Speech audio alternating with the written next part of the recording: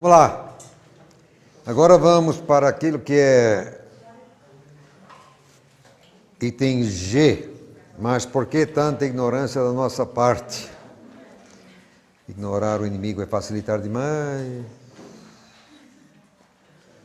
Primeira coisa, quero dizer que nós somos influenciados pela cultura envolvente, quer dizer, a igreja, de forma geral, aqui no Brasil, então, não é só aqui também, em outros lugares. A cultura que nos envolve é muito materialista, muito descrente no sobrenatural. E isso infiltra, assim, nos pensamentos dos crentes, dos cristãos, nas igrejas, portanto, vai entrando. Entendo que o materialismo é um dos sofismas que está lá na 2 Coríntios, capítulo 10, verso 5. Sofismas que Satanás confecciona para afastar as pessoas do conhecimento do Criador. Vai também outros ismos, né? O Islã, marxismo, hinduísmo, budismo, animismo, humanismo, espiritismo e assim por diante. De passagem, diga-se que um pesquisador materialista, estudando fenômenos parapsicológicos, como gostam de chamar, esse está se expondo fatalmente. E quase sempre ele acaba apanhando. Mesmo que não, se ele quiser tratar assim, explicar os fenômenos parapsicológicos em termos meramente científicos, quer dizer, sem levar em conta o sobrenatural, também ele vai errar tranquilamente. Então, estou aqui meramente querendo entender por que nos meios evangélicos existe tanta ignorância a respeito do assunto. Então, aí é um item.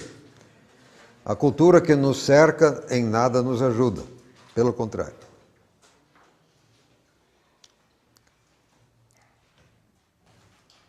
Isso aqui, talvez, o item número 2, talvez nem seja mais tão importante assim, mas eu já, nas minhas andanças, encontrei, assim,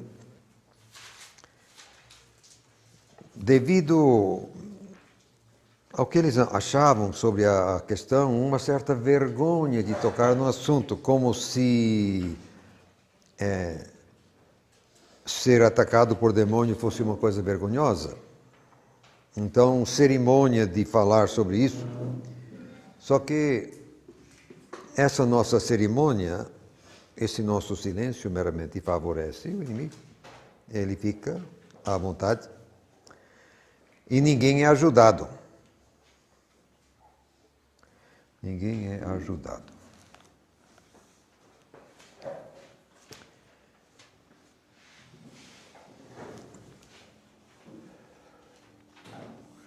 De repente, eu quero voltar ao problema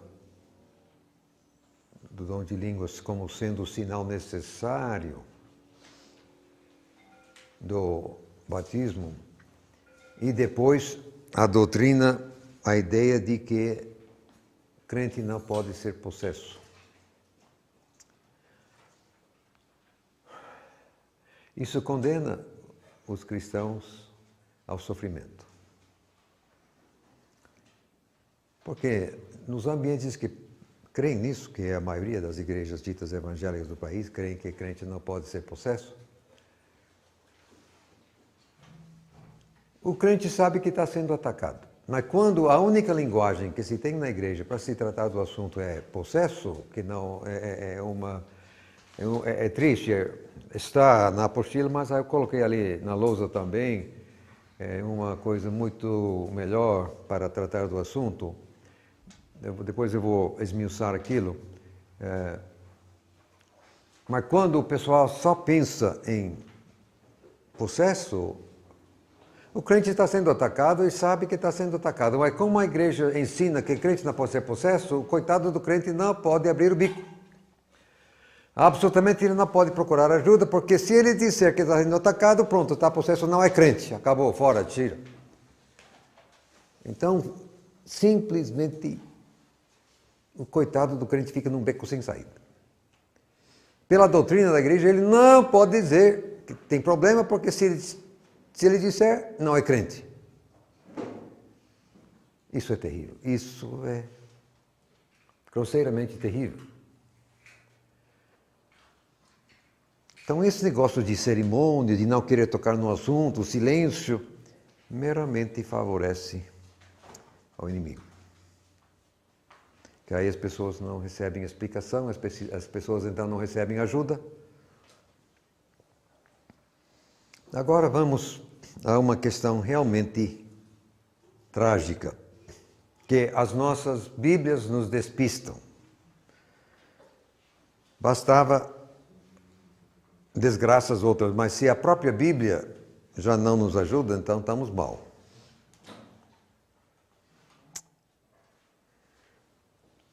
Eu coloquei aqui uma coisa para ajudar. Acontece que nas nossas Bíblias o vocábulo demônio nada mais é do que uma transliteração, não é uma tradução, é uma transliteração do grego. O grego é daimonion, o português é demônio, quer dizer, meramente, quando se translitera, a gente pega um vocábulo estrangeiro emprestado, no caso nosso, a portuguesa, o vocábulo, às vezes pequenos ajustes fonológicos devido ao nosso alfabeto, que pode ser um pouco diferente do outro. O que acontece aqui então? D, D, A, E, M, M, O, O, N, N, I, I, O, O, quer dizer, é uma transliteração, meramente. Demônio. Quisera eu tivessem feito isso com o verbo, não fizeram. Tivessem feito a mesma coisa, que isso é perfeitamente legítimo, isso não é crime não. Todas as línguas do mundo fazem isso. Totalmente normal, faz parte da maneira em que as línguas do mundo funcionam, pegar emprestado de outras línguas, claro. Tivessem feito a mesma coisa com o verbo, que não fizeram, o verbo é daimonizo, então teríamos o verbo demonizar nas nossas Bíblias. Vocês me ouvem dizendo isso o tempo todo, mas você não vai achar isso na sua Bíblia. Esse verbo não está na sua Bíblia. Quando chegou no verbo, eles inventaram outra coisa. Eles inventaram colocar endemoninhar. Quando não tem possesso de demônio. Só que no texto grego não existe o vocábulo possesso, é a pura invenção dos tradutores e uma invenção triste, calamitosa. Mas vamos começar por aqui primeiro. A dificuldade é que esse prefixo, esse prefixo direciona o raciocínio numa certa direção. Porque em dá a ideia de uma coisa que está dentro. Não há. Então, se eu disser, eis aí um homem endemoniado, o que é a primeira coisa que cai na sua cabeça? O que você entende com isso? Possesso, né? Alguém tomado.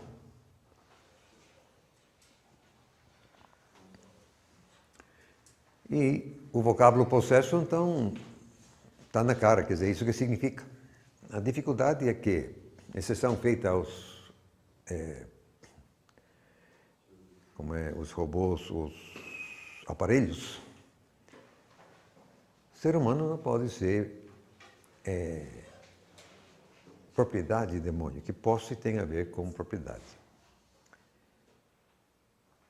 Se o que os tradutores queriam com possesso era dizer controle, então muito melhor teria sido ele dizer controle. E você pode ver ali na lousa, que também está na sua apostila, eu coloco o controle como o fim da picada, está ali. Quer dizer, que os demônios podem controlar o ser humano? Pode. Mas é o fim da picada, relativamente, uma pequena parte daquilo que eles fazem contra nós.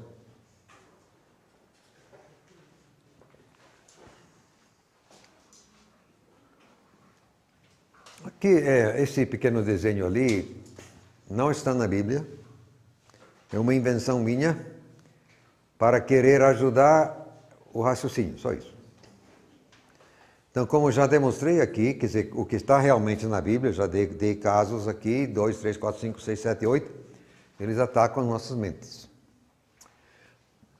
Todo esse contínuo, para mim, tudo isso é demonização.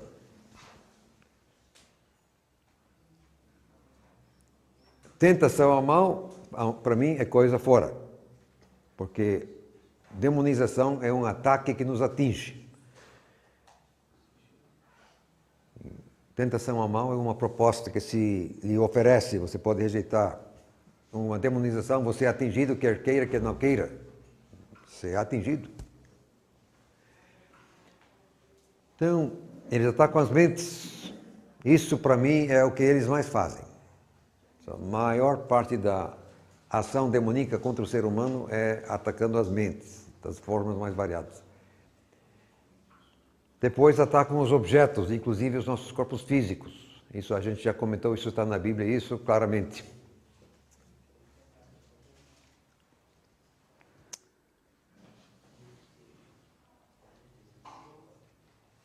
Eu digo que um crente de verdade, alguém que tem o Espírito Santo, só pode ser levado por demônio a essas etapas assim mais sérias mediante pecado na vida do crente. Crente que realmente anda submisso ao Espírito Santo nunca vai cair na obsessão nem opressão e muito menos ainda controle. Para crente ser atingido dessas formas é porque está pecando. Ele está ajudando, está facilitando. Agora, incrédulo, está no papo. Está no papo. Não tem, quer dizer, não tem as mesmas opções de defesa que nós temos.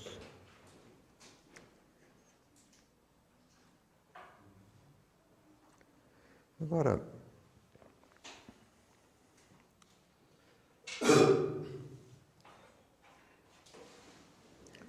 nós conhecemos, às vezes já aconteceu na vida da gente. Quando a gente peca repetidas vezes numa certa área, aquilo começa a ser uma obsessão. Quer dizer, a pessoa começa a ficar obcecada com aquilo.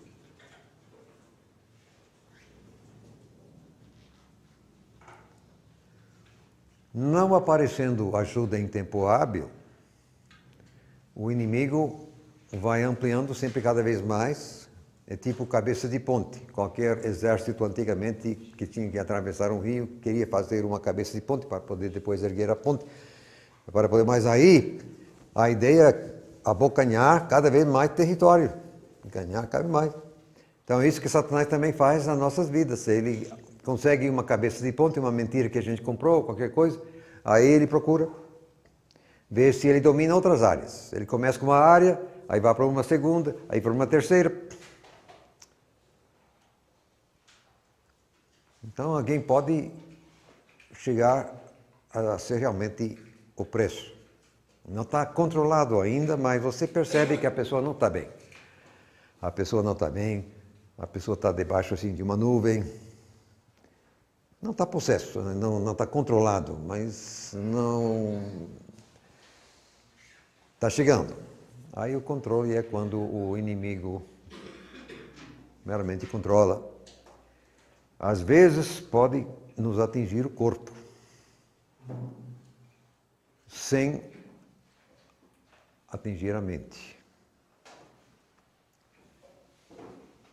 Certa feita, na tribo, eu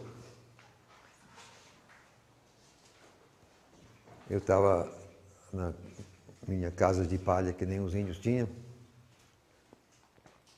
Eu estava bem. Estava perfeitamente bem. Quando de repente me deu um mal-estar súbito, e também não foi uma carne podre que a gente tinha comido, isso também a gente conhece, essas coisas. Não tinha causa natural aparente, não era coisa que eu tinha comido, porque meramente, de repente, me deu um mal-estar súbito, eu caí no chão vomitando. E sucede que um índio estava passando, naquele exato momento, quando eu caí no chão, assim, no assoalho da casa, vomitando. Casa sem paredes, então qualquer um passando poderia observar, como de fato ele observou. Ele fez um comentário na língua que de início eu não quis entender, mais tarde entendi melhor. Mas ele disse a meu respeito, Nerigare Marati, e isso significa que ele sabia que eu estava sendo realmente atingido. Agora, eu estava relutando para entender essas coisas ainda, e eu não quis entender de início o que havia acontecido comigo, mas o que aconteceu meramente é que um demônio me derrubou, só isso.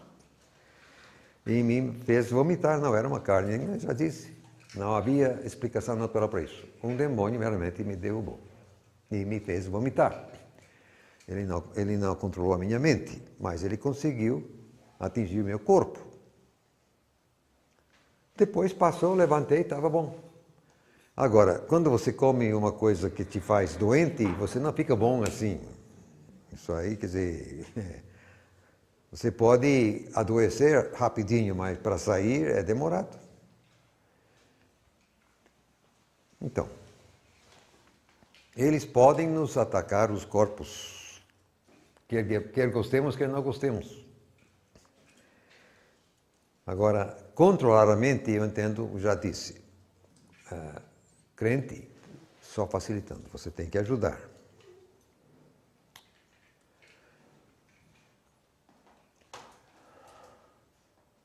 Não deveria ser tão difícil entender esse negócio. A gente não entende às vezes que não quer. Mas vem cá. Rebelar contra Deus é negócio de quem? Satanás. Pacífico? Até aí? Pacífico? Quando eu, crente, quando eu, servo de Deus,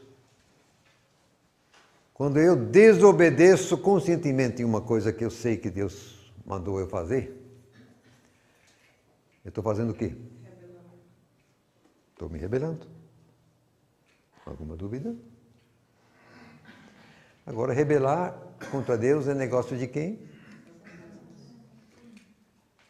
E de repente eu, servo de Deus, estou fazendo causa comum com Satanás contra meu Deus, porque rebelar é negócio de Satanás. Então eu estou, de repente, eu sou servo de Deus, mas de repente estou para o lado. Estou agora me alinhando com o inimigo.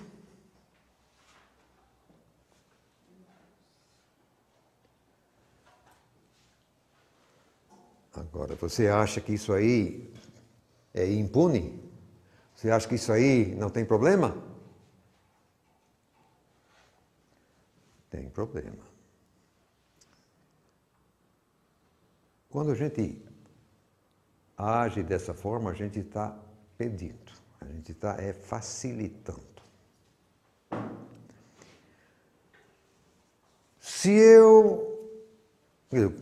Quando é assim, o Espírito Santo sempre puxa a orelha da gente. O Espírito Santo sempre chama. Então vem a convicção. Deus é fiel. Então se eu normalmente estou andando com Deus, e aí eu invento uma coisa dessas, o Espírito Santo imediatamente me chama a atenção. Ele é fiel. Se eu ouvir o Espírito Santo e reconhecer meu pecado e confessar o pecado e voltar correndo, me perdoe, tudo bem. Mas e se eu não voltar?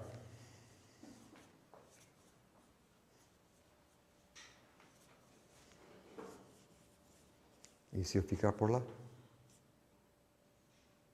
Aí eu vou repetir. E quanto mais eu repetir, pior fica.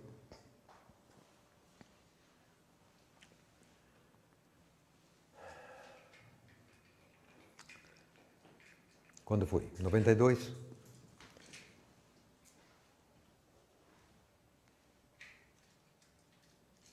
Foi Carnaval de 92. Eu estava em João Pessoa, mas fui convidado a ser preletor num retiro de jovens em Nepomuceno. Tem uma cidade com esse nome em Minas, Nepomuceno. É uma cidadezinha assim, no interior de Minas.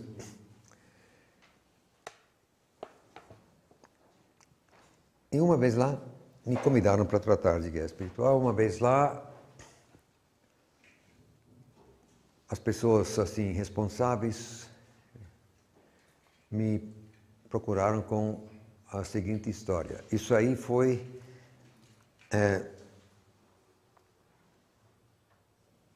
a Igreja Nazareno, parece que era até uma coisa gramaticalmente fora, quer dizer, não combinava. Não era a Igreja do Nazareno, era a Igreja Nazareno, uma coisa assim. Uma igreja pequena, não muito grande. Mas ele tem, quer dizer, eles tinham representantes de vários estados, não é só de um lugar. Existe. Me contaram o seguinte. Um dos fundadores da igreja, marido a esposa estava ali presente, vários filhos do casal estavam ali, só que o marido, o pastor, não. Ele era diretor de missões da entidade, era presidente, tal, coisa e tal. A igreja dele é em Belo Horizonte. A sede era em Belo Horizonte.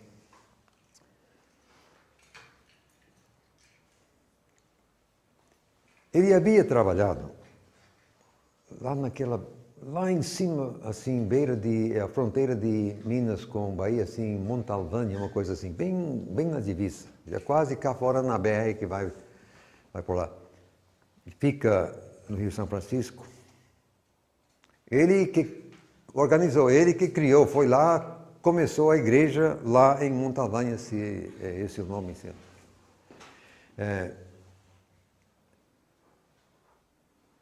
Ele saiu de lá e agora estava em Belo Horizonte. Um dia, uma dessas bombas, assim, uma mulher assim que tem sexo escrito por todos os lados, ela pediu uma entrevista, assim, ela queria que o pastor, assim, aconselhasse ela e tal. E o pastor foi avisado. Ela é uma bomba, ela vem aí só para te pegar. Mas o pastor, assim, um pouquinho soberbo, né? Que é isso, onde já se viu, não estou nem aí com essas coisas, não se preocupe. Certo é que ele caiu. A mulher conseguiu pegar ele.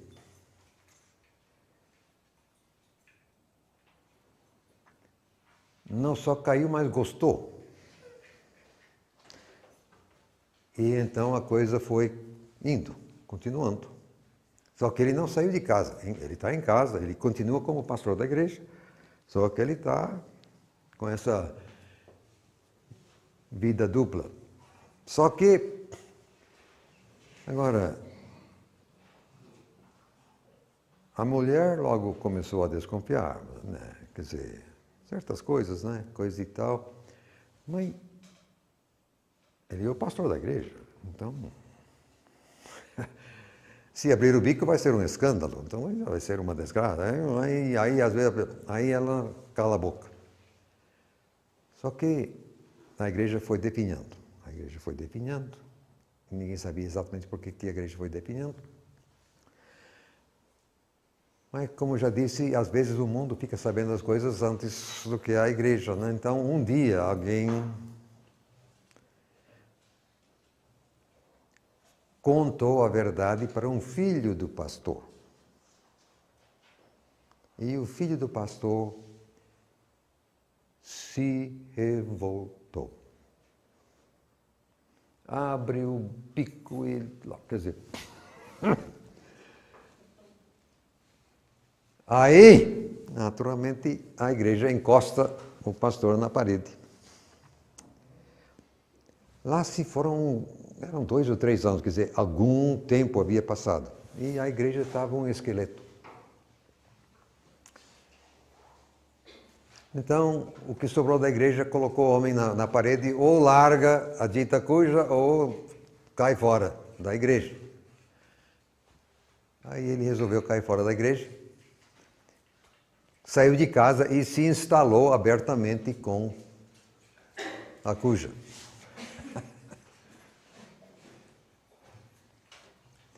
De início ele meramente ficou por lá, mas aí aos poucos ele começa a ficar agressivo contra a igreja. Aí ele começa a querer mover a ação contra a igreja, quer reivindicar assim benefícios atrasados, coisa e tal, uma coisa outra.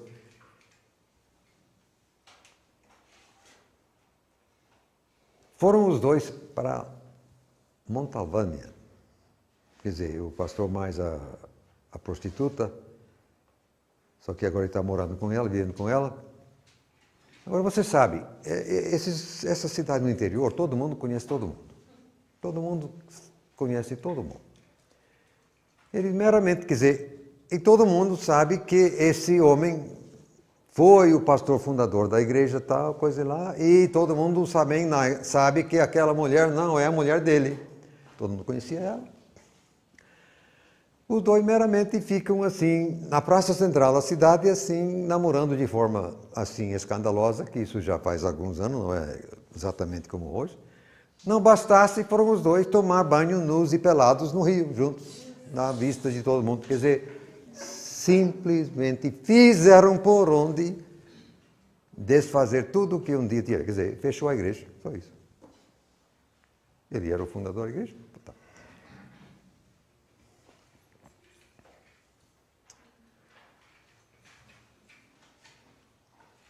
Um dia esse homem servia a Deus, mas agora ele está servindo a Satanás, de coração totalmente entregue a Satanás. Eu poderia citar outros casos.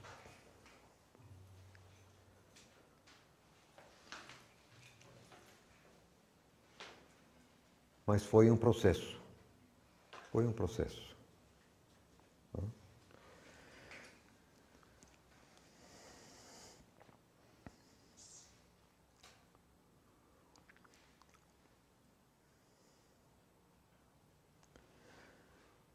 Nós devemos aposentar o vocábulo possesso quando tratando da questão de atuação demoníaca contra nós. Devemos aposentar esse vocábulo porque não interessa, não serve. Se você quer falar de controle, então diga controle.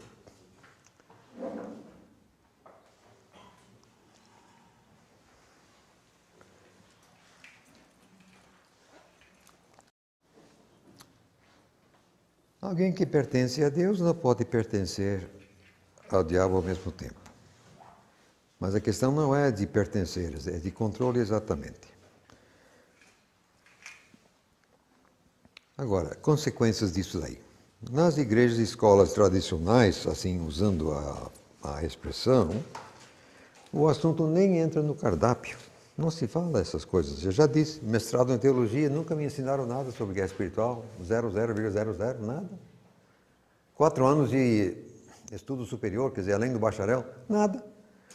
Então, nas escolas tradicionais, nem no cardápio. Não sei porquê. Se eles acham que crente fica isento e, portanto, não seria problema para nós. Mesmo as igrejas que têm ministério de libertação, assim chamado, normalmente lidam só com casos de controle. Não sei se você já parou para refletir sobre isso. Nas igrejas que têm libertação, fazem libertação, quando é que o pastor obreiro vai expulsar demônio. Quando? Só se ele aparecer. Né?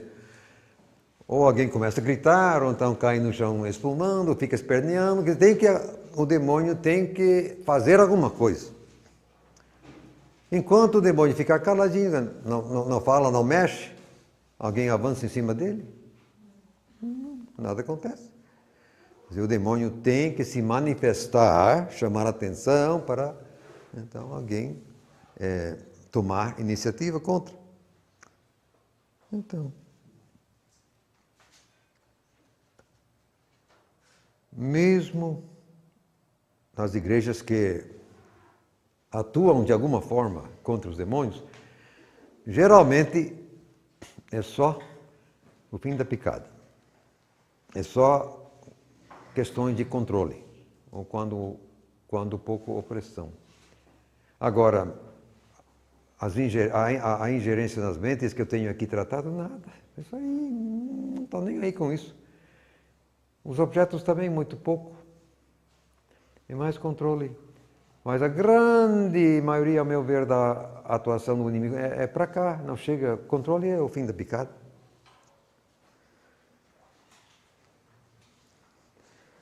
Dessa forma,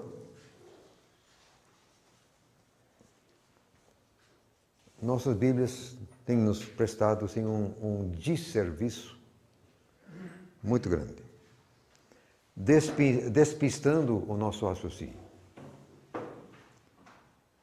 Então, no meu entender, a demonização é tudo isso ali, que está nesse contínuo. E é isso que nós temos que ensinar. E devemos aposentar o vocábulo possesso, porque só traz consequências, a meu ver, negativas.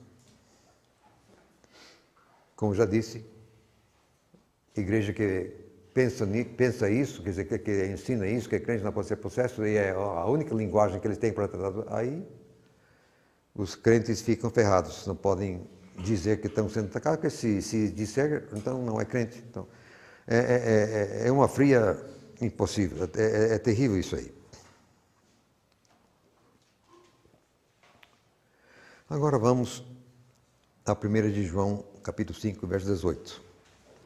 Talvez você já esteja lá. Porque quando eu digo que crente pode ser tocado sim, Senhor, aí eles vão exatamente a 1 João 5 e 18. Porque eu vou ler a Bíblia que eu tenho aqui, que é a fiel. A 1 João, capítulo 5, verso 18. Sabemos que todo aquele que é nascido de Deus não peca, mas o que de Deus é gerado conserva-se a si mesmo, e o maligno não lhe toca. Agora, esta tradução, que é fiel, é exatamente correta, mas não é o que está em outras Bíblias. Alguém tem aí uma Bíblia diferente? Leia em voz alta, por favor. Sabemos que todo aquele que é nascido de Deus não vive em pecado, antes aquele que nasceu de Deus o guarda, e o maligno não lhe toca. A única coisa que ficou igual é a última parte. O maligno não lhe toca, certo? Mas antes tinha duas diferenças notáveis. A primeira é que aquele que é nascido de Deus não vive pecando. Não vive em pecado. Não vive em pecado. Alguma Bíblia diz não vive na prática do pecado. Nenhuma Bíblia que eu já vi em língua portuguesa mexe com a última frase. Todas elas dizem: o maligno não lhe toca.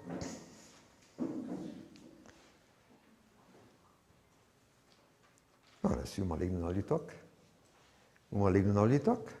E se o maligno não lhe toca, o maligno não lhe toca, correto? Dependendo do antecedente e do pronome. Quem exatamente é esse lhe?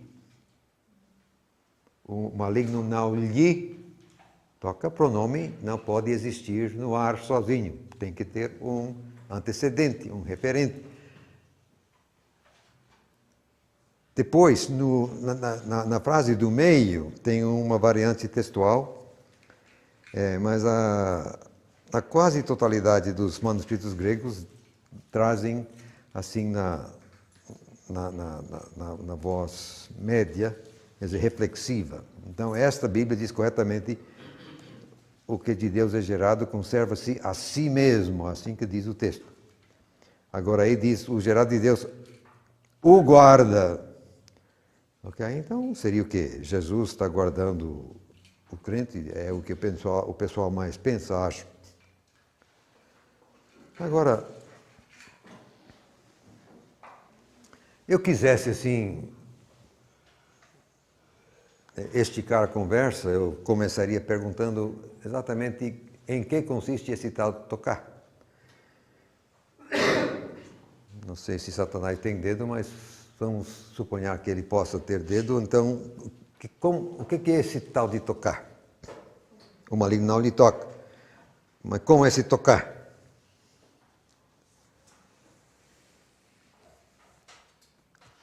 Bom, tentação ao mal não pode ser, porque Satanás tentou Jesus. E se Satanás tentou Jesus, pode tentar a gente. Então, tentação ao mal não é esse tal de tocar.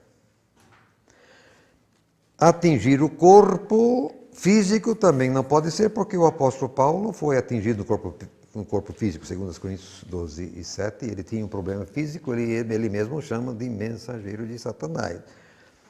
Se o apóstolo Paulo pôde ser atacado no corpo, então como é que eu não posso ser atacado no corpo? Paciência, eu sou maior do que o apóstolo Paulo? Acho que não. Acho que não.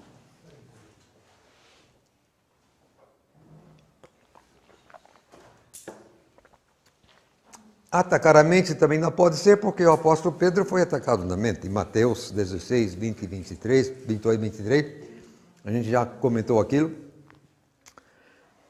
Ora ele é inspirado por Deus, poucos minutos depois ele é inspirado por Satanás. E o próprio Jesus é quem diz: para trás de mim, Satanás. Então, Satanás conseguiu atacar a mente do apóstolo Pedro.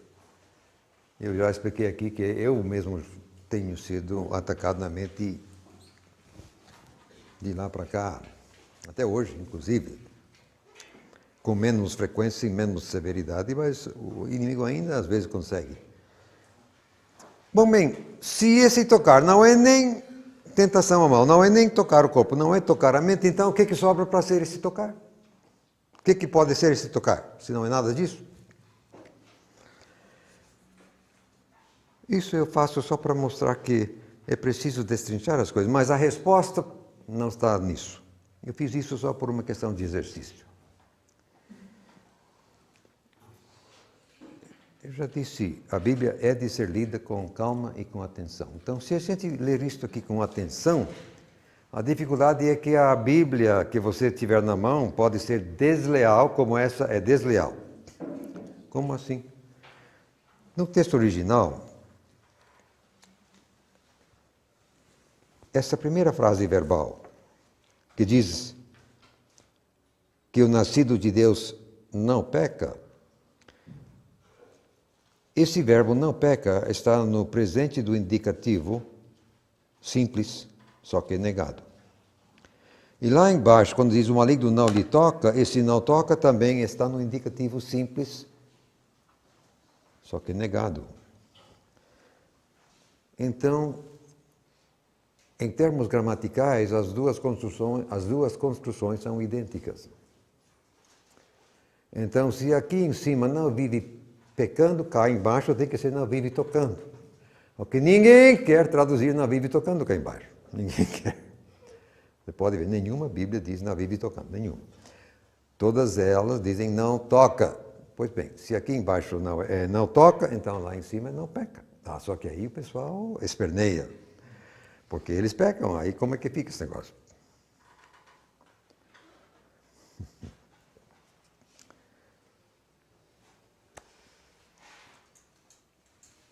Quem aqui já nasceu de Deus? Levanta a mão. Você nasceu de Deus. Certo? Espero que sim, eu também. Quando você nasceu de Deus? Você nasceu de Deus quando nasceu do ventre da mãe? Não. Quando foi? Quando da conversão, né? Quando da conversão você nasceu de Deus. Você nasceu de Deus com que idade? 21. Joia. Como é seu nome, por favor? Maicon. Ou Maicon? Maicon. Você se incomoda de dizer sua idade agora? 25. Está aí com o Maicon com 25 anos de idade. Ele se converteu com 21. Então ele já era grande, já era homem. Tá bom? Agora, minha intenção não estou aqui para te melindrar. Você vai me ajudar, tá bom? Durante os primeiros 21 anos de vida, você sempre foi o Michael, não foi? O pai conhecia. Aí está meu filho, Michael, então, seus amigos. Aí você se converte. Você deixou de ser Michael? Você continua sendo Michael, né? Antes você era Michael. Depois você ainda é Michael. Quer dizer, todo mundo te conhece mais. Você é Michael.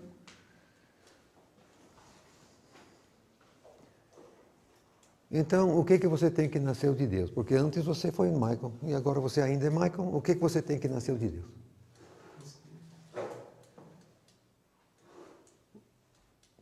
O Espírito Santo.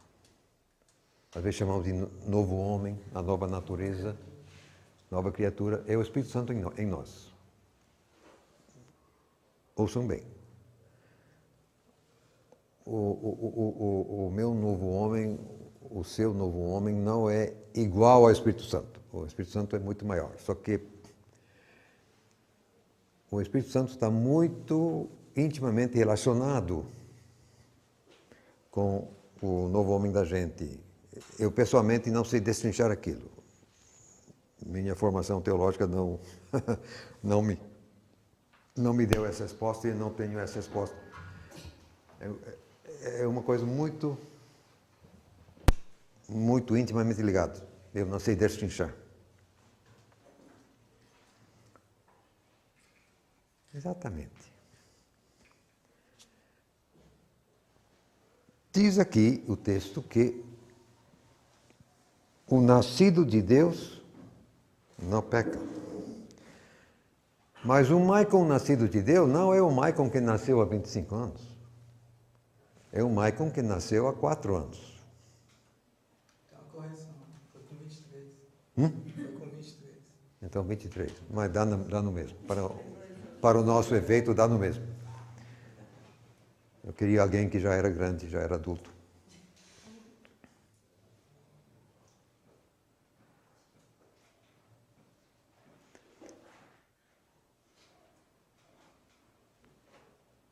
Acontece que tem o novo Michael, mas tem o velho Michael. O velho Michael não acabou, não desapareceu. Assim como também tem o novo Gilberto, mas tem o velho Gilberto. Esse velho Gilberto eu não consegui matar de uma vez ainda. Ele ainda levanta a cabeça vez por outra, esse velho Gilberto. E às vezes eu amasso ele bem amassadinho, mas ele não quer morrer não, sabe? Ele não quer morrer, esse velho Gilberto. Ele é danado, esse velho. Ele não quer morrer mesmo, não. Ele bate. E às vezes ele fica assim.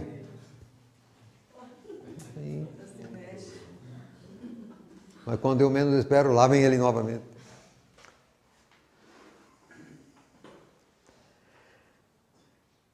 O nascido, o gerado de Deus não peca. Exatamente. É o novo Michael que não peca. É o novo Gilberto. Agora, o velho Michael e o velho Gilberto, dá licença. Infelizmente. Agora, o texto correto, conforme a quase totalidade dos manuscritos gregos, diz que o nascido de Deus conserva-se a si mesmo. Ora, eu, Gilberto Velho, não consigo me preservar coisíssima alguma. Agora, o Espírito Santo em mim, sim. Ele se conserva. E é no Espírito Santo em mim que Satanás não toca. No novo Gilberto. Agora, no velho Gilberto, sai de baixo. O bicho toca mesmo. Agora, o que acontece é que, primeiro, fomos despistados pelas próprias Bíblias, as nossas Bíblias mal traduzidas de forma desleal mesmo, isso é fatal, essa tradução mal feita. Então, coitado do crente, a palavra de Deus, isso aqui é a Bíblia, a palavra de Deus. Vai entender o que, coitado? E como quase ninguém nos púlpitos tem competência para explicar o texto, ninguém estudou nunca isso no seminário. Nos seminários de todas as denominações ensinam tudo menos como estudar a Bíblia. Isso aí que não entra mesmo no cardápio. Não tem o currículo como não, isso não existe na música. Só qualquer outra coisa. Aí então o povo, coitado, fica sem orientação e fica nessa tristeza.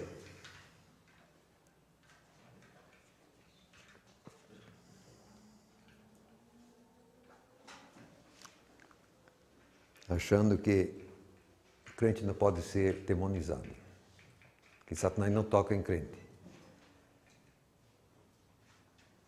Mas se lá em Efésios capítulo 6 diz que Satanás traga crente, como é que você pode tragar uma coisa sem tocar nela? Me explica, por favor. Eu ainda agora comi um pedaço de pão. Eu consegui comer esse pão sem tocar no pão? Não existe. Você não pode comer sem tocar. E menos ainda tragar, que tragar é sem delicadeza.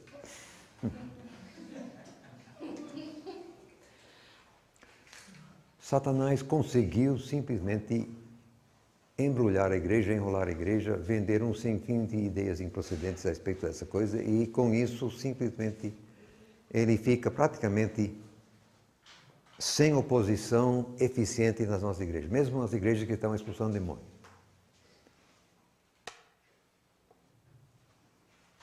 E as outras?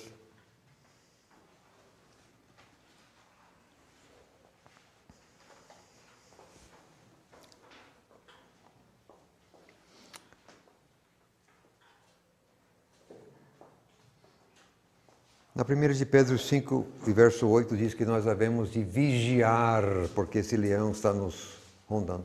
Agora me diga, por caridade, se esse leão não tem dente, e se esse leão não pode fazer nada, para que vigiar, hein? Para que vigiar? Se não tem perigo, vigiar para quê? Se esse leão nada pode fazer, vigiar por quê?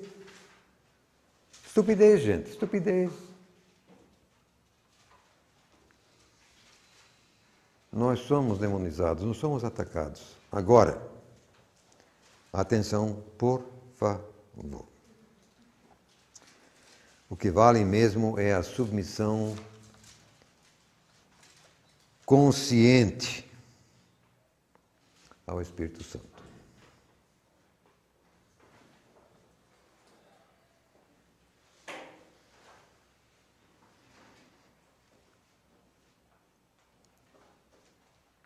Imaginem vocês, neste exato momento,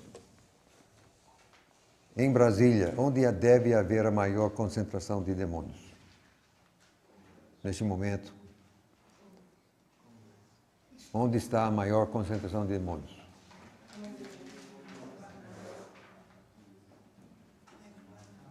Você está pensando na zona vermelha, tal, é ao redor daqui. Não está aqui dentro que eu interditei, mas está fervilhando lá fora. Por quê? Porque aqui está acontecendo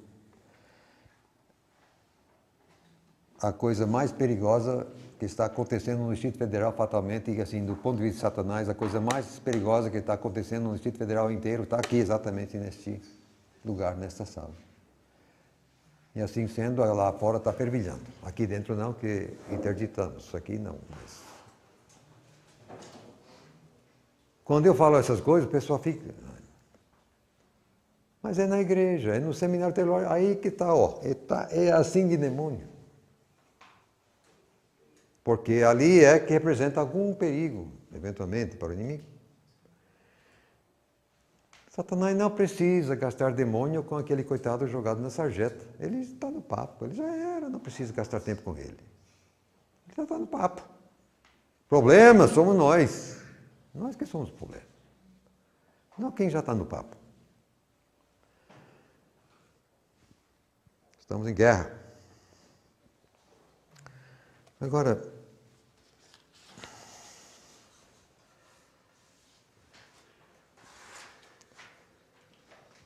eu praticamente já abordei a questão que está aqui na minha, a posterior está na outra página. Afinal, crente pode ser possesso, já, de certa forma, já expliquei isso. A questão exatamente de controle. Vejam bem, meus irmãos. No finzinho das 7 cartas às igrejas em Apocalipse, está pelo término do capítulo 3, parece, Jesus está à porta batendo, pedindo para entrar. No caso ali, entendemos que ele está batendo na porta da igreja, ou então na porta da vida de um crente. Mas vamos usar essa figura de Jesus batendo na porta para tratar do caso de uma pessoa incrédula. Então, Jesus bate na porta da pessoa, da vida, não é? Pedindo entrada. Então, suponhamos, então a pessoa se converte, então a pessoa abre a porta, convida Jesus para entrar, pode entrar, por favor, na minha casa, coisa e tal. Entendemos que quem entra mesmo para ficar é o Espírito Santo, que Jesus está sentado à direita do Pai. Agora acontece que o Espírito Santo é gente fina. Sabe? Quando alguém entra na sua casa, ele vai direto aí para o quarto de dormir? Não. Quando muito, ele fica na sala de visita, né? Vai sentar no sofá, coisa e tal. Quem está entrando numa casa não vai imediatamente assim invadindo a casa inteira. Acho que pelo menos gente educada não. Gente fina faz isso. Vai ficar no sofá.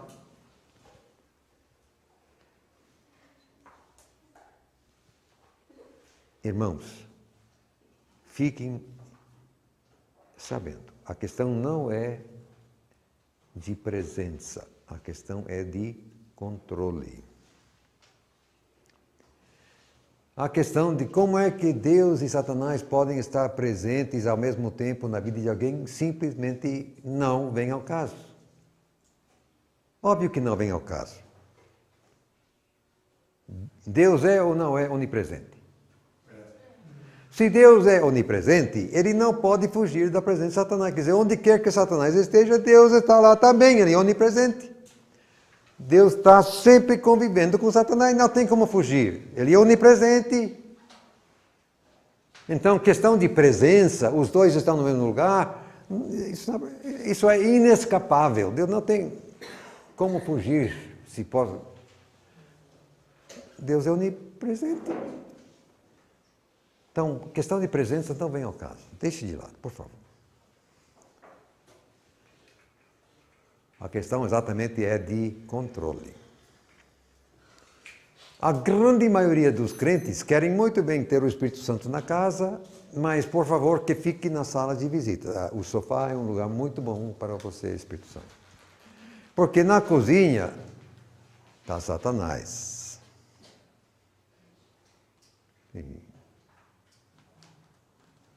Agora, enquanto o crente não pedir para o Espírito Santo chutar ele, não vai, ele fica no sofá. A grande dificuldade é que a grande maioria dos crentes nunca jamais entregaram na mão do Espírito Santo todas as chaves da casa. É porque lá no fundo tem um armário a 7. E eles não querem absolutamente que o Espírito Santo veja o que está lá dentro.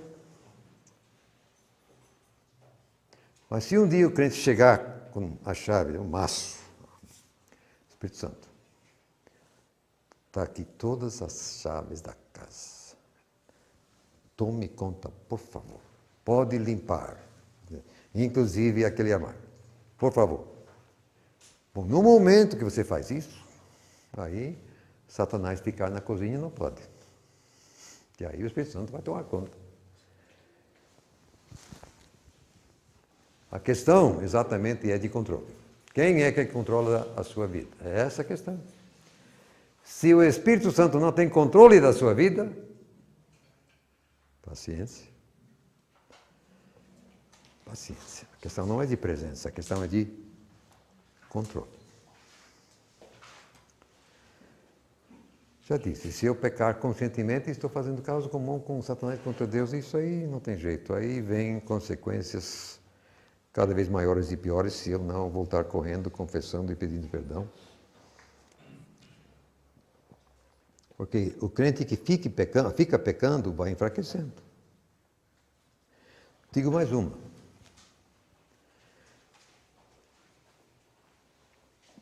Enquanto o crente estiver mais para cá, ele ainda tem jeito, ele poderia se safar sozinho.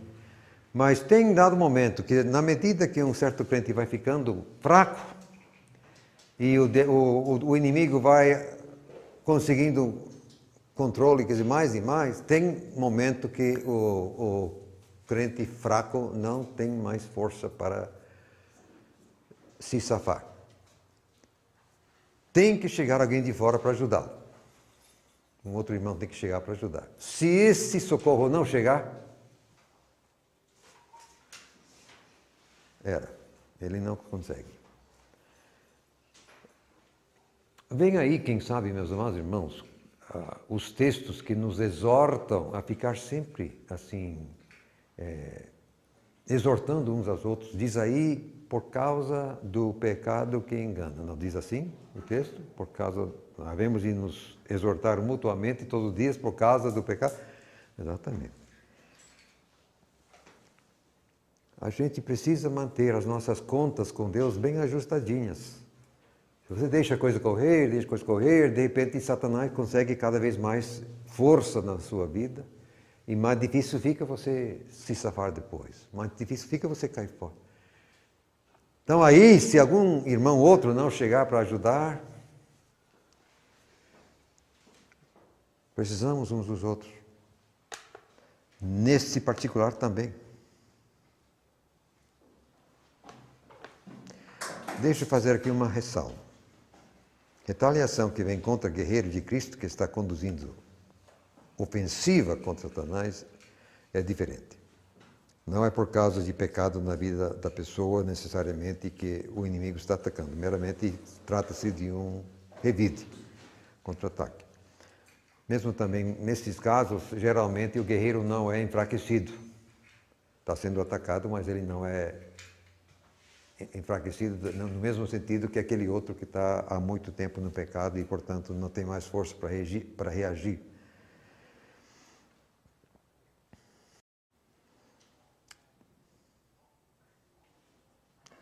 Eu vou terminar aí agora, porque eu quero dar, já disse, 30 minutos para as perguntas, que eu não estou conseguindo dar conta das perguntas.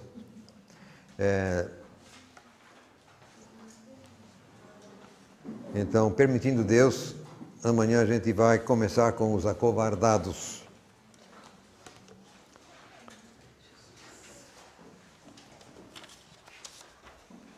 E tem um horror de perguntas, vamos ver como a gente faz.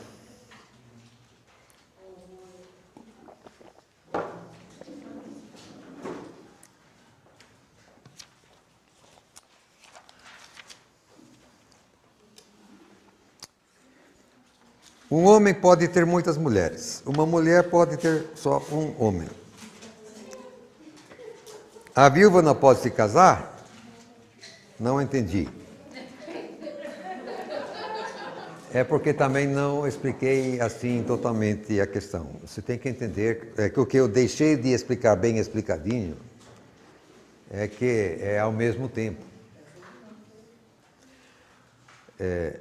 No Antigo Testamento, um homem podia ter mais de uma mulher ao mesmo tempo. Agora, a mulher não podia ter mais de um homem ao mesmo tempo. Agora, obviamente, se o marido morrer, viúva tem direito de casar, claro. No Novo Testamento, no entanto, diz, quer dizer, no caso dela ser crente, ela só tem liberdade para casar com outro crente, que diz no Senhor. Agora, por que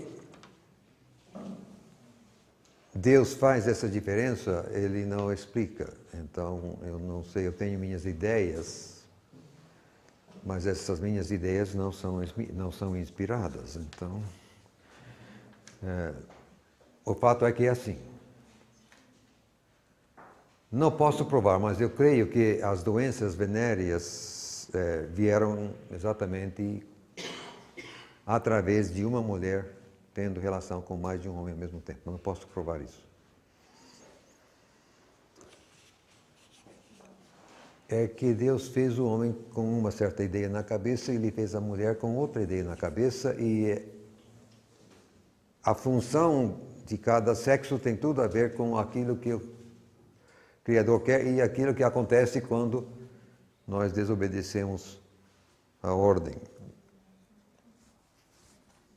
Agora, isso aqui, eu prometi que eu iria responder isso hoje. Estou aqui. Dos 7 anos de reinado do Anticristo, aqui na Terra, nós teremos autoridade sobre demônios e etc. Ou essa guerra espiritual só valerá até que ele, quer dizer, o Anticristo, assuma o reinado aqui na Terra, nos fins dos tempos.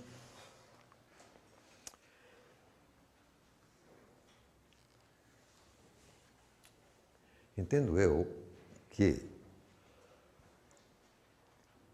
de fato, o anticristo irá se manifestar só na metade dos 7 anos. É o tal da abominação da desolação, e que a igreja será arrebatada ou imediatamente antes ou imediatamente depois, ou se talvez dentro de um prazo de 24 horas.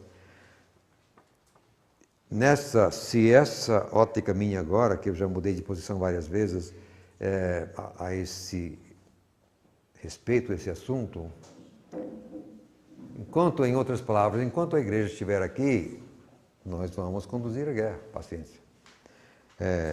Eu já diria que estaremos aqui durante a primeira metade, então haja guerra.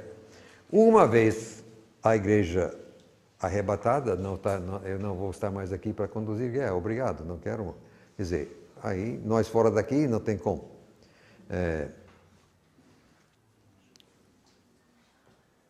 Entendo que nas primeiras horas, imediatamente após o arrebatamento da igreja, irão se converter milhões de pessoas que achavam que eram crentes e que ficaram para trás e que vão cair assim, de rosto no chão perante Deus. Misericórdia de Deus, se eu nunca criei antes, estou crendo agora. Misericórdia, me salve, por favor.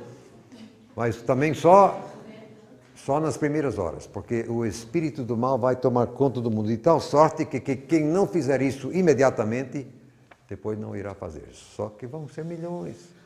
Aí vem a marca, assim, do bicho, né, na testa ou na mão e etc e tal. Só que aí eles não vão ter o Espírito Santo do jeito que nós temos.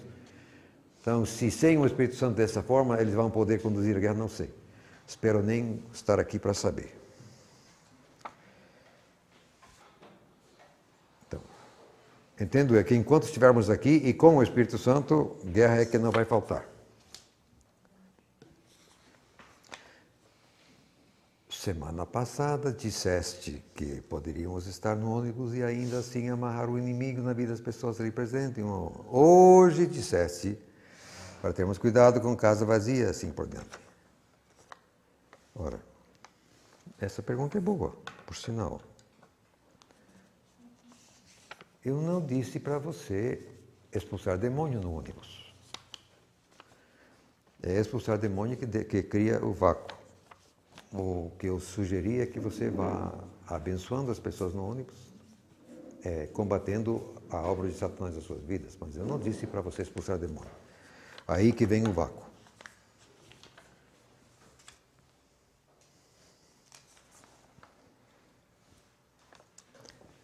nefilins e humanoides devem entrar as mulheres e procriar. Netos, tataranetos podem arrepender-se e converter-se.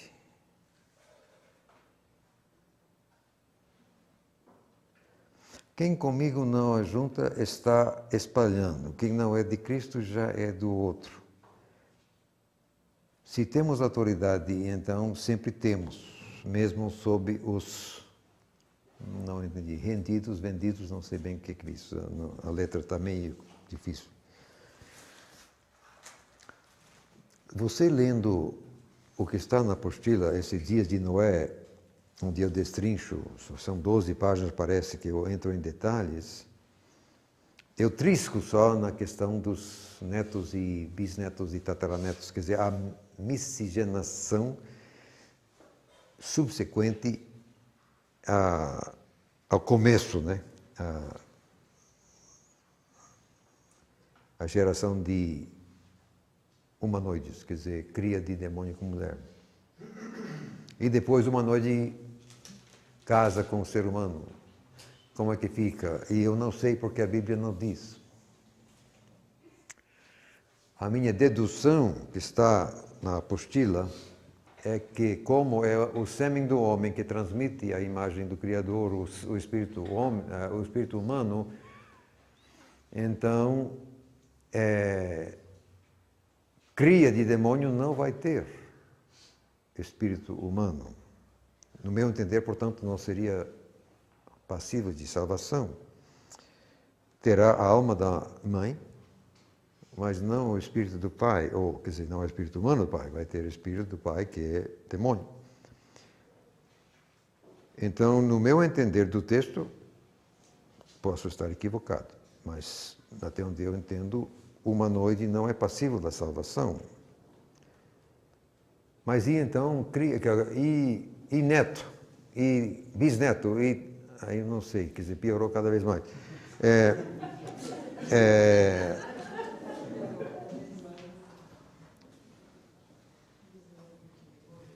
Seguindo o raciocínio, que eu tenho base na Bíblia, não estou inventando isso, quer dizer, que o sêmen do homem que transmite está no texto. E assim por diante. Agora, nessa hipótese,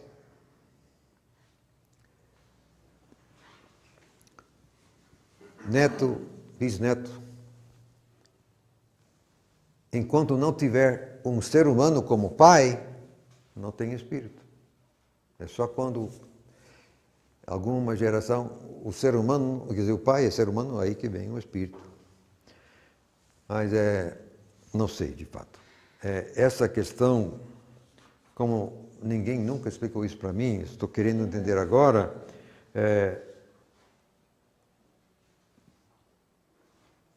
quem vai abrindo picada vai pegando teia de coisa no rosto, vai sendo assim picado por moribundos e assim por diante, porque quem abre picada é o primeiro. E tem muita coisa que não entendo ainda. Se um dia alguém começar a agir dessa forma, nós vamos aprender. Mas eu ainda não comecei a agir e não conheço mais ninguém que esteja agindo nessa área. Como eu trisquei ontem, eu quase comecei a pedir a Deus o dom de discernimento, aí, ó, e se eu te der? E você começa a agir dessa forma, de repente, eu não vou poder mais continuar fazendo aquilo que estou fazendo. E são pouquíssimas as pessoas no mundo que podem fazer o que estou fazendo. Agora, muitos poderiam receber o dom de discernimento e começar a conduzir a limpeza. Então, talvez... Mas só quando alguém começa é que vamos ir aprendendo, destrinchando esse negócio. Qual é a sua opinião sobre o tratamento com psicólogo? Sabemos que a maioria dos terapeutas acrescenta pecado sobre pecado através de suas orientações contrárias à Bíblia.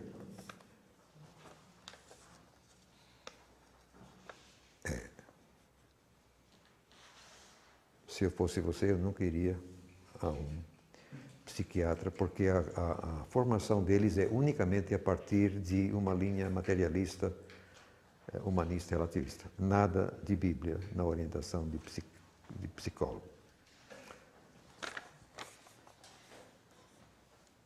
E muitas vezes o problema da pessoa é demônio.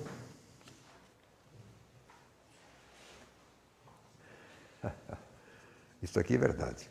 Aconteceu no Rio.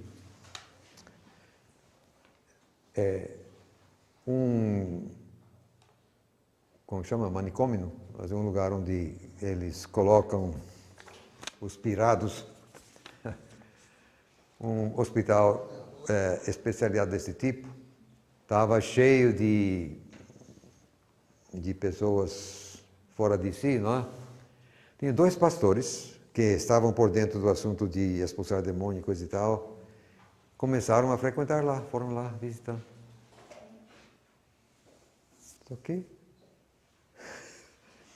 Foram libertando as pessoas ficaram boas e finalmente o hospital fechou as portas. Vocês aqui não podem vir mais. Que o hospital ia quebrar. Quer dizer, os pastores estavam esvaziando as camas.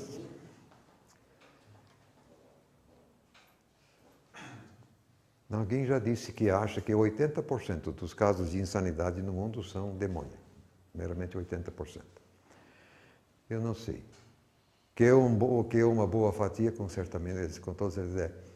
E depois, você tem que entender que há mistura. Havendo qualquer anormalidade na pessoa, qualquer desequilíbrio químico, qualquer coisa que cause problema na pessoa, aí o demônio está aí para pintar e bordar em cima. Quer dizer, exacerbar, piorar, levar mais longe. Então, muitas vezes, não é puramente uma coisa nem outra, é uma mistura. Mas que servo de Deus provavelmente faça mais efeito do que psiquiatra, é mais do que provável, acho. Podemos expulsar demônio no pensamento? Sim. Ele não conhece, não tem nada a ver, Deus conhece. E Ele é que faz a coisa funcionar. Qual é a sua apreciação sobre o livro O Adversário de Ubeck? É bom. E outro, Satanás está vivo, assim na Terra, isso seria de um outro autor, não me lembro bem. Razoável. Só que... Agora, O Adversário foi o primeiro livro de Ubeck. Ele deve ainda ser, acho que ainda vive, um pastor batista. A filha ficou severamente demonizada. Ele sempre cria que crente não podia ser possesso, mas a filha, que era uma crente linda, ficou possessa. Aí ele foi obrigado, coitado, a pesquisar. Então, esse livro, O Adversário, explica aquela experiência e até onde ele aprendeu depois. Ele aprendeu mais depois. Então tem um segundo livro, Vencendo o Adversário, parece que é assim. E um terceiro livro agora, O Avivamento Satânico, uma coisa assim. O primeiro, O Adversário, é muito simples, é muito rudimentar. É bom, mas não vai muito longe. O segundo é melhor, mas também não chega, ele não vai abordar nem a metade daquilo que tem sido falado aqui nesses dias. Mas é bom, o livro é bom.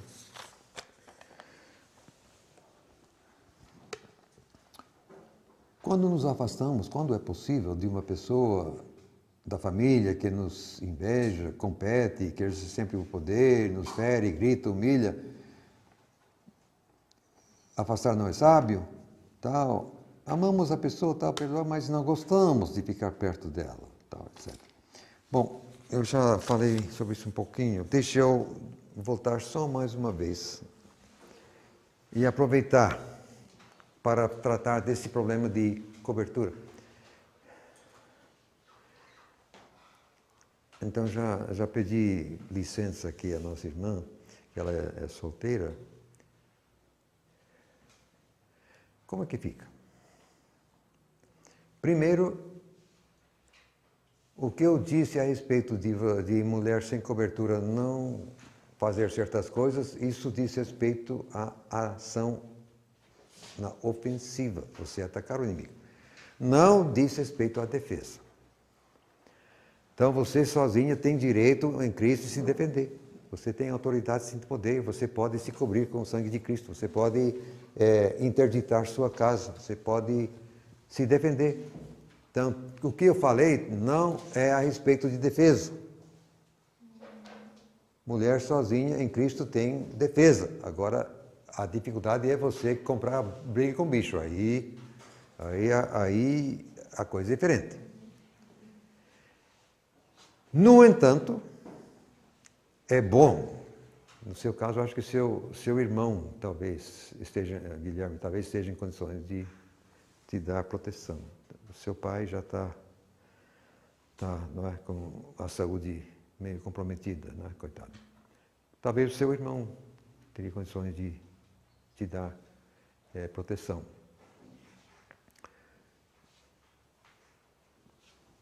Eu quero enfatizar isso outra vez. Qualquer pessoa, de qualquer sexo e qualquer condição assim de estado civil, se você está casado, não está casado, em Cristo, você tem a sua posição, a direito do Pai, você tem poder, você tem autoridade e pode se defender. Você não está sozinho no universo só porque você é solteiro. Não, você em Cristo você tem. Agora, o que eu digo, se você querer fazer certas dessas coisas assim, levar a briga para o inimigo, aí é que eu recomendo que você tenha alguma proteção.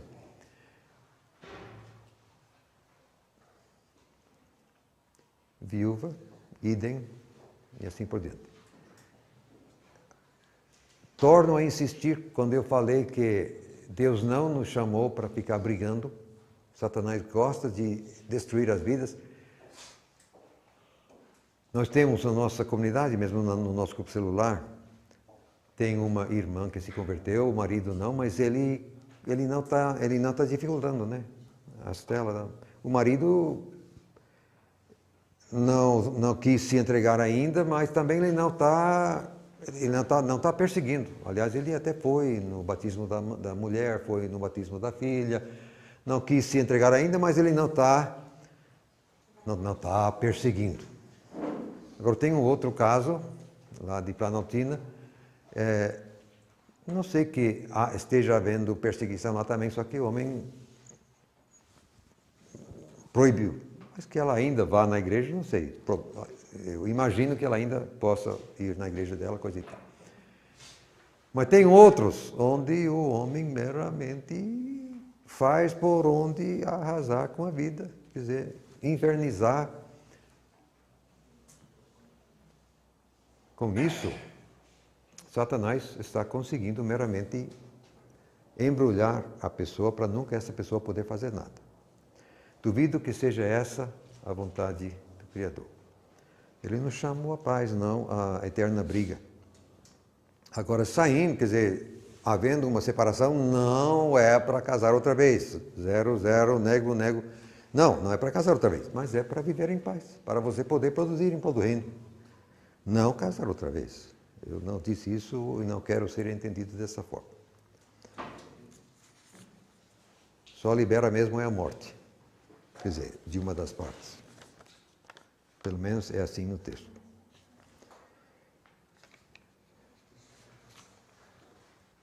E quanto ao jogo de cartas, tal e tal e tal. A questão é da razão pela qual você faz, se você está fazendo visando a glória de Deus ou não. Certos objetos em si já trazem assim uma maldição, quer dizer, na confecção do objeto a coisa já traz uma coisa. Aí você tem que ter discernimento para não dançar. Agora, aqui é outra questão até interessante. Devolver a obra de macumbaria em cima do inimigo não é pecado? Não é um mal? Não seria olho por olho? Deus fazia isso, mas ele é Deus. Qual ele é, somos nós neste mundo. Está no texto.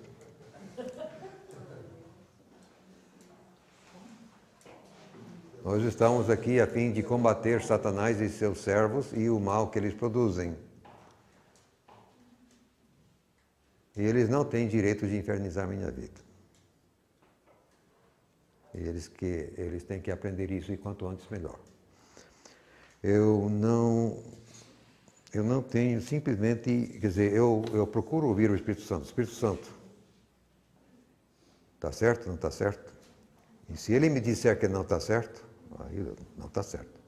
Mas neste item, simplesmente, a única reação que eu recebo do Espírito Santo é confirmação. É isso aí, bola para frente. Então, eu não tenho nenhuma hesitação em dizer que é isso aí. Nós devemos de seguir o exemplo de Deus nesse particular tema.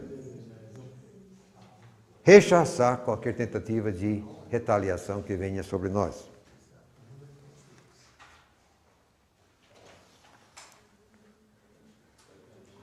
Acerca do jejum, gente, eu já disse aqui abertamente que eu andei ensinando coisas erradas a esse respeito. Para começar, nunca eu fui contra o jejum. O jejum é bíblico, sempre foi bíblico, continua sendo bíblico. Nunca fui contra o jejum. A questão única era se era necessário para expulsar certa casta.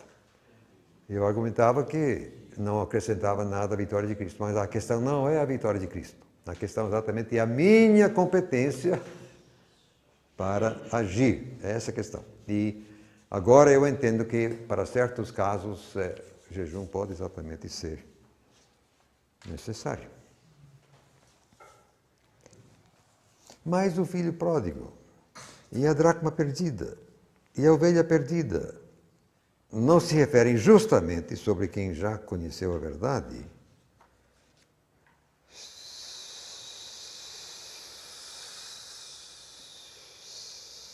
Não sei. Creio que em cada caso, essas três parábolas, o que Jesus Cristo estava querendo fazer era mostrar o coração do Pai. Se tem... Como é que eu vou me esquecer? Eu fico, às vezes, um pouquinho de receio de não blasfemar. Como seria? Eu sei como dizer em inglês, mas não sei como dizer em português, assim.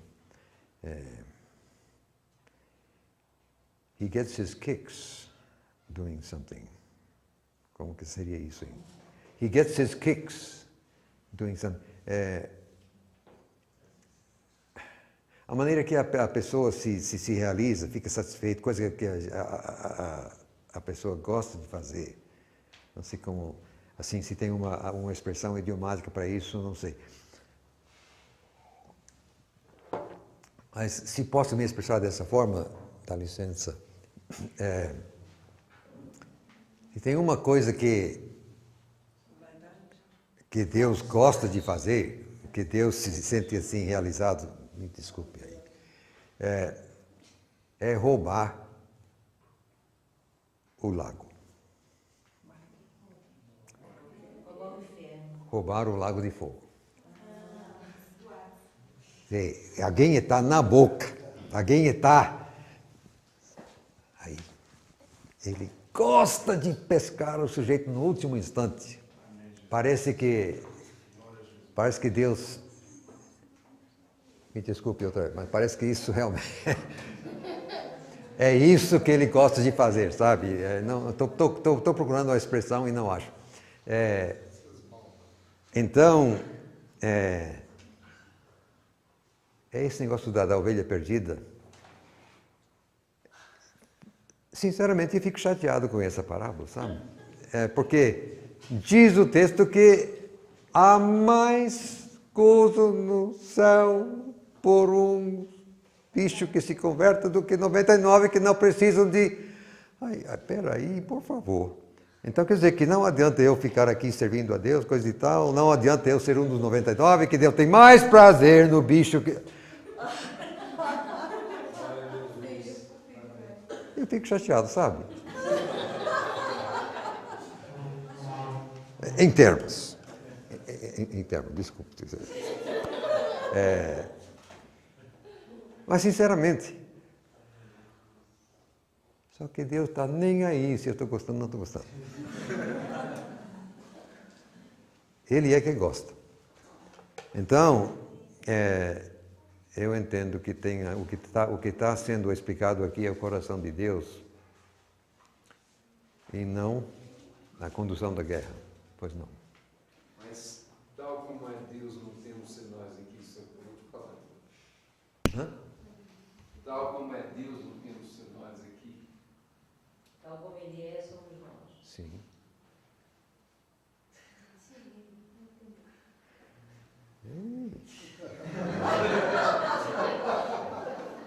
Bom, vamos mastigar isso aí mais um pouco e voltar a esse assunto. Tá vendo? Não estou jogando fora, estou colocando aqui. Vamos rapidinho só pegar. Eu andei um pouco, mas ainda não, está chegando meia. Mas amanhã então a gente deixa meia hora também. Pode ser que o pedido de um seja o pedido de um servo e de 2 ou 3 seja o pedido da noiva. Não, eu acho que não funciona dessa forma. É simplesmente questão de você juntando 2 brasas tem mais força do que uma, 3 brasas mais força do que uma. Por que tantas vezes temos que sofrer tanto tempo, mesmo convertidos, dentro das igrejas, até ser livre dos laços do diabo? É porque a igreja não ensina nada sobre isso. Você tem que ou ler a Bíblia por conta própria, ou ver se você acha alguém que entende. Caso contrário, você vai morrer sem nunca ser liberto.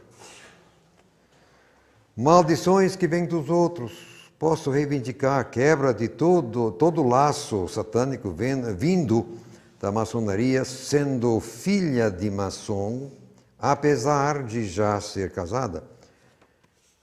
Bom, primeiro, agora você está debaixo da autoridade do marido, no caso de uma mulher casada. Contudo,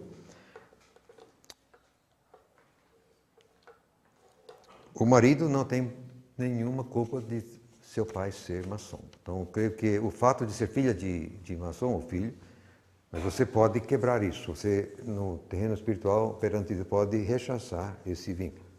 Eu rechaço esse vínculo e qualquer coisa que venha disso. Agora, se você casou com maçom, aí é diferente. Porque agora você está debaixo da autoridade, aí complicou bastante. Mas se você não casou com maçom, é só o problema do pai, eu creio que você pode se livrar sim. Quer dizer que a marca do pecado anterior à conversão nunca será apagada?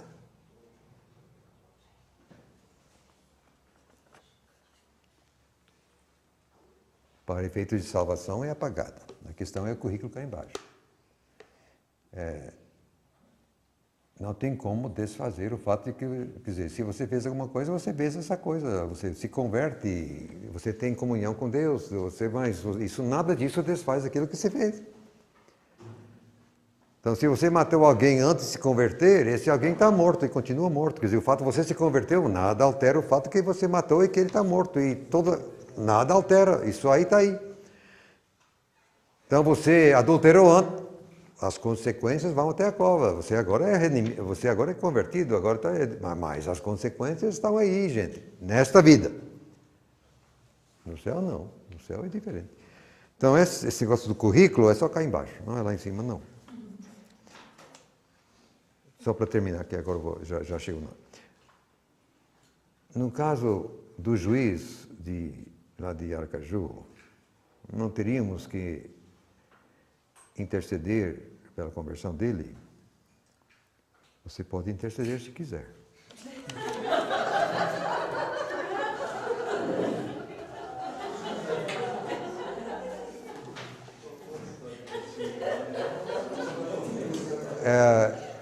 aqui tem uma questão importante. Há uma diferença importante entre eu entender que não é assim que eu devo utilizar o meu tempo e as minhas energias. Isso é uma coisa.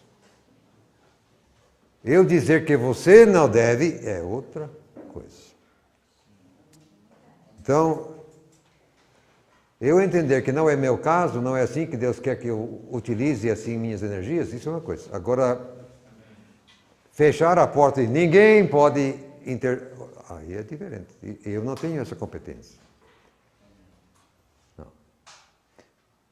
Então, se você quer interceder por ele, fique à vontade. Eu é que não vou gastar tempo dessa forma.